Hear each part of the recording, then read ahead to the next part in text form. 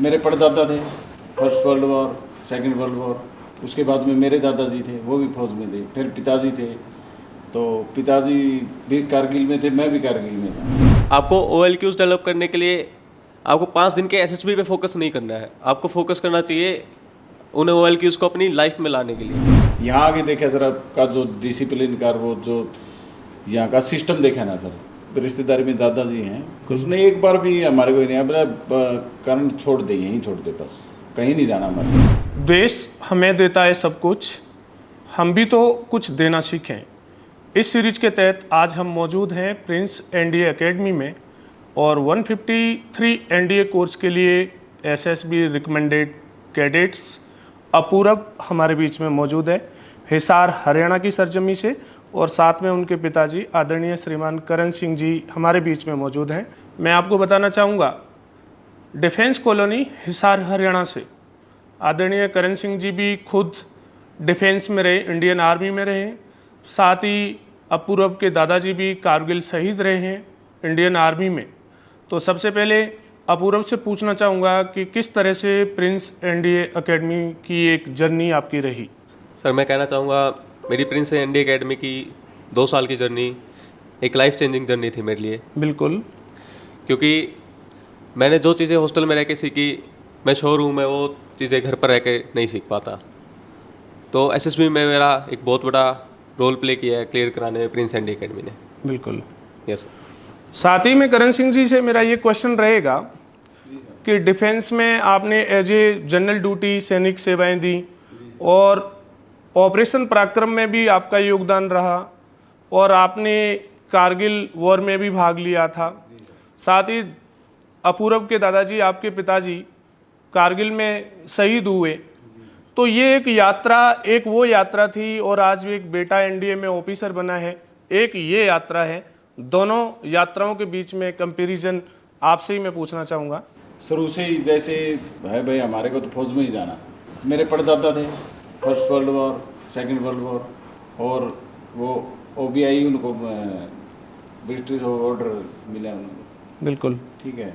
उसके बाद में मेरे दादाजी थे, वो भी फौज में थे। फिर पिताजी थे, तो पिताजी भी कारगिल में थे, मैं भी कारगिल में था। ठीक है।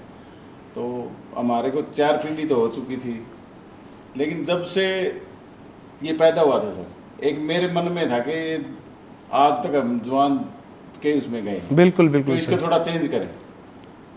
ठीक है, इसलिए मैंने शुरू से सोचा था कि पक्का इसको ऑफिसर बना के ही भेजना है। मेरी अपूरब से अभी बात हो रही थी तो अपूरब बोला कि मेरा बचपन से ही सपना था कि मैं ऑफिसर एंट्री में जाऊंगा, मैं NDA के थ्रू ऑफिसर बनूंगा और उसके बाद अपने दादाजी का जो अधूरा सपना था मैं उसे पूरा करूंगा। बिल्कुल, ये तो सर वही बात हो गई, कर जीत हुई तो रच चूमेगी माथे को, हार हुई तो खुद से मैं लड़ जाऊंगा और सीढ़ियां उसे मुबारक जिसको छत तक जाना हो, मैं तो पर फैलाकर सारा आसमान चढ़ जाऊंगा। तो अपूरब आज आसमान चढ़ा है, 153 NDA के लिए SSB रिकमेंडेड हुआ है।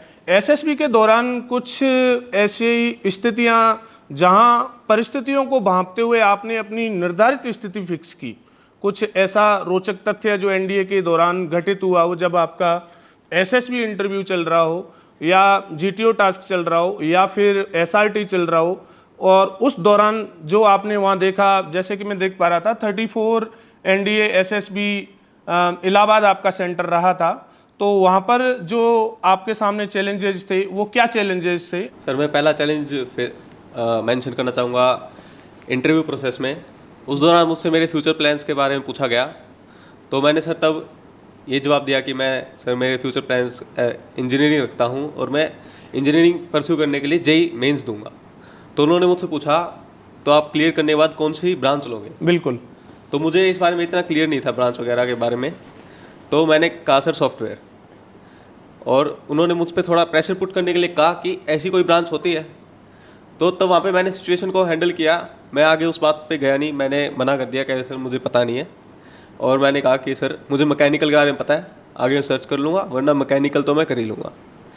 और मैं मेंशन करना चाहूँगा साइकोलॉजी के दौरान ऐसे बताया भी जाता है कि एक आप अगर SRT वगैरह कर रहे हैं, WAT कर रहे हैं, तो एटलीस्ट 45 कीजिए, तभी आपका क्लियर हो सकता है। 45 आपको करनी पड़ेगी। तो सर तब मैंने ये 45 पे ध्यान नहीं दिया। तब मेरे मन में चल रहा था कि मुझे अच्छा करना है। मैंने ये ध्यान नहीं दिया कि मुझे क्लियर करने के लिए करना है, कि मुझे अच्छा करना है। तो मेरी 35 ही हो पाई थी, लेकिन मेरे को सर वो उसमें कोई वो प्रॉब्लम नहीं थी। मुझे था कि मैंने अच्छा किया है, 35 मैंने अपने मन से किए। पूर्व मेरा दूसरा क्वेश्चन रहेगा, आप 11th एंड 12th में प्रिंस एनडीए एकेडमी के स्टूडेंट रहे हैं। 2 साल आपकी यहाँ एक बड़ी यात्रा रही, और उस यात्रा के दौरान जो सफ़र एसएसबी तक पहुँचा, उसमें एनडीए एकेडमी की कहाँ तक भागीदारी और आपका पार्टिसिपेट कहाँ तक उस यात्रा में एक निर्धारित स्थिति तय करता है? सर मैं कहना चाहूँगा, मेरा सफ़र यहाँ पे 11th में शुरू हुआ। स्टार्टिंग से ही मैंने देखा कि यहाँ पर एनडीए और जो क्लास हम परस्यू कर रहे हैं उसके एकेडमिक्स दोनों पर अच्छा फोकस है, और एनडीए के टेस्ट वगैरह लिए जाते हैं, तो मैंने उनमें अच्छा परफॉर्म किया। इस एकेडमी में मुझे हर एक चीज़ प्रोवाइड की जो एनडीए के लिए ज़रूरी है। डेली न्यूज़पेपर्स वगैरह आना, मैं उन्हें रीड करता था सर। बिल्कुल। और सर हर तरह की मेरे को यहाँ पे अपॉर्चुनिटीज़ मिलती गई, क्योंकि यहाँ पे असेंबलीज़ वगैरह में परफॉर्म करना, और काफ़ी सारे फंक्शंस भी होते थे जहाँ पर अपॉर्चुनिटीज़ मिलती थी परफॉर्म करने की। कल्चर प्रोग्राम्स टाइप और स्पीच कॉम्पिटिशन्स मैंने वहाँ पर ही परफॉर्म किया सर।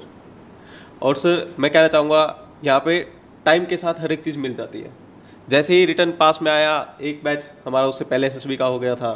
रिटर्न क्लियर होने के बाद फिर से हमें कोचिंग दी गई, अच्छे से हमें एसएसबी के बारे में बताया गया, और सर यही हुआ। और अडेप्टिव एकेडमी हमें काफ़ी बना देती है, क्योंकि हमें नए नए टीचर्स पढ़ाते हैं, अलग अलग तरीके से पढ़ाते हैं, काफ़ी अडेप्टिव बना देती है, जो एक सोल्जर के लिए काफ़ी ज़रूरी होता है। बिल्कुल। मेरा नेक्स्ट क्वेश्चन आदरणीय करण जी से रहेगा। जैसे कि आपने कहा इनके परदादा first and second world war में पार्टिसिपेट किए थे। दादाजी और आप, यानी आपके पिताजी और आप, कारगिल युद्ध के दौरान दोनों की भागीदारी रही थी। ऑपरेशन पराक्रम चला, उसमें भी आप एक सदस्य के रूप में मौजूद थे, लेकिन वहाँ से आप बिजनेस की ओर टर्न किए और आपने सपना लिया कि अब मुझे बेटे को, क्या आप डिफेंस छोड़ करके आगे थे, या फिर ये तय कर लिया था कि अब बेटे को ही ऑफिसर बना के दम लूँगा? घर की परिस्थितियाँ ऐसी हो गई थी कि कोई घर पे था नहीं। पिताजी शहीद हो गए थे। पिताजी शहीद होने के बाद में हमारे को सरकार ने पंप अलॉट कर दिया था सर। बिल्कुल। पेट्रोल पंप चल रहा है अभी आप पेट्रोल पंप के एक मालिक को पेट्रोल पंप संचालित करते हो? बिल्कुल बिल्कुल ठीक सर। है। तो लेकिन फौज से जुड़ा हुआ है वो मेरा कभी भी अलग नहीं हुआ सर। जब भी मेरे पिताजी की यूनिट का राइजिंग डे हो या मेरी यूनिट का राइजिंग डे हो, मैं पक्का जाता हूँ। जिस दिन फाइनल 5th डे के बाद में शाम को 5 बजे आपको न्यूज मिली कि अपूर्व एसएसबी रिकमेंडेड हो चुका है, मैसेज आया होगा, आप वहीं मौजूद थे उस समय सेंटर के बाहर या घर पे थे? नहीं, मैं घर पे था। घर पे थे, तो वहां से मैसेज आया अपूर्व रिकमेंडेड हो चुका है। उस समय क्या खुशी के पल का ठिकाना था?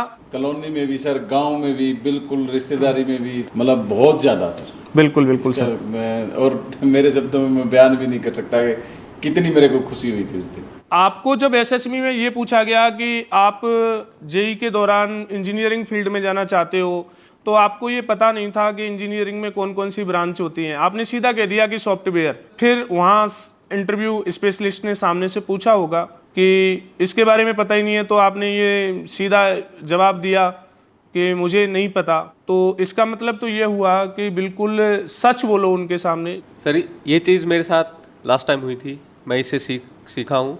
मैं ये अपने मन में करके जा चुका था कि मुझे नॉर्मल और कॉन्फिडेंट और सच्चा रहना है। तो जहाँ पर मुझसे सवाल पुट किया गया कि आप ये ऐसी कोई ब्रांच होती है, तो मैंने आगे सोचा ही नहीं कि मैं यहाँ पे अभी क्या बोलूँ कि मैं बच जाऊँ या फंस जाऊँगा, कुछ ऐसा बोलूँ कि जिससे ना फंसूँ, कि मुझे तो पता नहीं है। नहीं, मैंने इतना सोचा नहीं सर, मैंने सीधा कह दिया कि सर मुझे पता नहीं। उन्होंने उस पर आगे क्वेश्चन भी पुट नहीं किया कि नॉलेज नहीं है तो मैं इस पर क्वेश्चन भी पुट नहीं कर सकता। बिल्कुल। एक क्वेश्चन और है मेरा, जो इंटरव्यू में टीम रहती है वो ये सोचना चाहती है कि बच्चे के ब्रेन को तो पढ़ ही रहे हैं, एक ऐसी स्थिति में लाएं जहां बच्चा ब्लॉक हो जाए, जहां वो कुछ बोल नहीं पाए। ऐसी सिचुएशन में आप अपने आप को कितना सहज महसूस कर सकते हैं? सर ऐसा होता है कि वो ट्राई करते हैं कि हम ऐसा कुछ पूछते जाएं कि बच्चा का झूठ बोलने पे मजबूर हो जाए। मेरे सामने जीटीओ में ऐसी परिस्थिति आई थी जब कमांड टास्क में मेरे मटेरियल को ही बैन कर दिया गया था और मैं बीच में था सर, मैं वहाँ पे ऑपरेट नहीं कर पा रहा था। मेरे साथ वाले थे, उन्होंने, सर ने कहा कि अपने साथ वालों को कहो, तो मैंने कहा सर ये समझ नहीं पा रहे हैं, मैं जाके इनको समझा देता हूँ। तो उन्होंने कहा आपने इनको चुना है, अब आप पीछे नहीं मुड़ सकते, आपने 10 लोगों में से इन 2 को चुना, अभी इनको समझाओ। तो सर वहाँ पे परिस्थिति थी, तो मैं उनको समझाने में फिर अंडर प्रेशर थोड़ा कामयाब हो ही गया। आखिर में मैंने कर दिया था सर। जैसे कि नेक्स्ट क्वेश्चन मेरा पूरा रहेगा आपसे कि प्रिंस एनडीए एकेडमी हमेशा फोकस करती है OLQs पर, और OLQs की भागीदारी SSB में कहाँ तक रहती है, एक बार सभी दर्शकों को आप बताइएगा। SSB, ये तो जाहिर सी बात है कि OLQs चेक करने के लिए ही होती है, 3 तरीक़ों से होती है। तो मैं यहाँ पे बताना चाहूँगा कि आपको OLQs डेवलप करने के लिए आपको 5 दिन के SSB पे फोकस नहीं करना है, आपको फोकस करना चाहिए उन OLQs को अपनी लाइफ में लाने के लिए। एक SSB वो लाइफ का ही पार्ट है, वो देखते हैं कि आप उसको अपनी लाइफ में जी रहे हो या नहीं।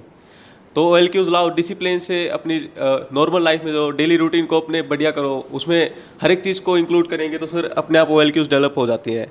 माइंड के लिए रीडिंग, स्टडिंग एंड फिजिकल के लिए वर्कआउट वगैरह करो या कोई गेम खेलो तो सर उससे हो जाती है। बिल्कुल। नेक्स्ट क्वेश्चन मेरा एक बार फिर से रहेगा कि जब 2 साल पहले आप प्रिंस एनडीए एकेडमी में आए और 2 साल की यहाँ की अपनी यात्रा रही, तो इसकी क्या भागीदारी रही? 2 बार आप SSB सेंटर पर पहुँचे हो। पहली बार में जब फाइनल आप रिकमेंडेड नहीं हुए थे तो क्या विचार आपके दिमाग में चल रहे थे कि मैं दोबारा SSB सेंटर पर पहुँच पाऊँगा, और पहुँचूँगा तो किस तरह अपना किरदार निभाऊँगा? मैं कहना चाहूँगा मेरे SSB में रिकमेंड होने में सबसे बड़ी भागीदारी प्रिंस एनडीए एकेडमी की रही। और जब लास्ट टाइम जब मैं रिकमेंड नहीं हो पाया था, तब मेरे दिमाग में यही विचार था कि मैं इस बारी कुछ गलत किया है। उस टाइम से ही मेरे दिमाग में हो गया था कि अब से अपने आप को सुधारना है, बहुत ज़्यादा काम करना है हर एक चीज़ पे। उसके बाद फिर 12th बोर्ड्स आए, बोर्ड्स पे फोकस किया अच्छे से। उसके बाद NDA अप्रैल वाले के लिए प्रिपेयर किया सर। उसके बाद फिर एक बढ़िया मैंने रूटीन बनाया अपने लिए जिसमें अपनी पर्सनैलिटी डेवलप कर पाऊँ, हर एक चीज़ पे फोकस किया। तो और जैसे ही मैं उस पिछले SSB में रिकमेंड नहीं हुआ था, तब से ही मेरा माइंडसेट उसी वहीं पे सेंटर से ही सेट हो गया था कि अपने आप को नॉर्मली डेवलप करना है। बिल्कुल बिल्कुल। उस 5 दिन के SSB के लिए कोई स्पेशली नहीं, नॉर्मली अपने आप को डेवलप किया सर, और इस बार रिजल्ट आपके सामने है। ये तो वो बात हुई कि जर्जर नाव भले हो लेकिन पतवार छोड़ूंगा नहीं, और मैं किनारे की तरफ नाव मोड़ूंगा नहीं। तो बिल्कुल किनारे की तरफ नाव नहीं मुड़ी है, SSB की मझधार से नाव लड़ी है कि देखा तो होगा नदियों को दुर्गम पथ पर बढ़ते, नहीं सुना क्या अभिमन्यु को कुरुक्षेत्र में लड़ते। समर हमेशा याद रखता है ऐसे लड़े लड़ाकों को, जैसे हल्दी घाटी हस्ताक्षरित करती चेतक वाली टापों को, और वही हस्ताक्षर हुए हैं अपूरब की तरफ से 153 NDA कोर्स में।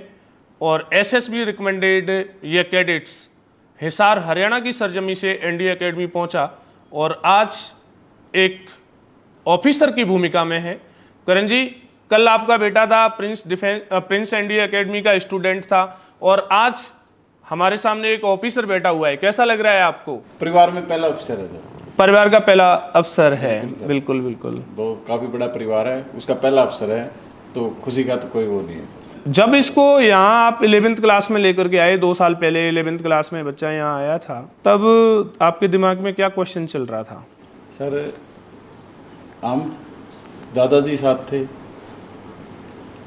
इनकी मम्मी साथ थी और मैं था, तो हम ये करके लेके आए थे भाई आज छोड़ के आएंगे अपूर्व को।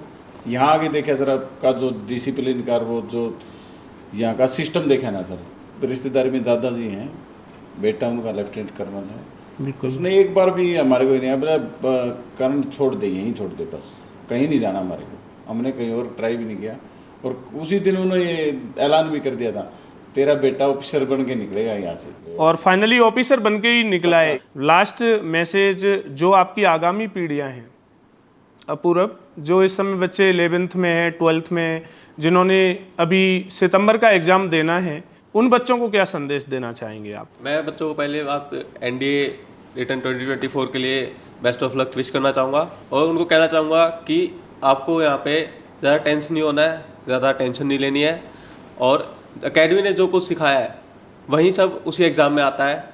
और इस एकेडमी ने हर एक चीज़ प्रोवाइड की है मुझे, और आपको भी उससे ज़्यादा कर रही है, बल्कि काफ़ी ज़्यादा डेवलपमेंट हो चुकी है। हर एक चीज़ आपको प्रोवाइड की जाती है, उसका यूज़ करो, उसको एक्सप्लॉइट करो, अपने आप को इम्प्रूव करो और आप आगे निकलोगे। तो SSB ज़्यादा टफ होता है कि रिटर्न एग्जामिनेशन? एक क्वेश्चन इसके लिए भी।